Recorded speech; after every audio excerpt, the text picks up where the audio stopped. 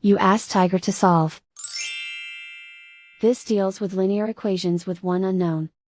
The final result is x equals 3. Let's solve it step by step. Simplify the expression. Expand the parentheses. Simplify the arithmetic. Combine like terms.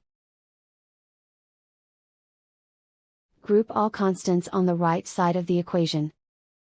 Subtract 12 from both sides. Simplify the arithmetic.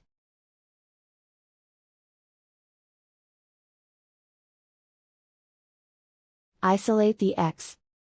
Divide both sides by 9. Simplify the fraction. Find the greatest common factor of the numerator and denominator. Factor out and cancel the greatest common factor. And so the final result is x equals 3.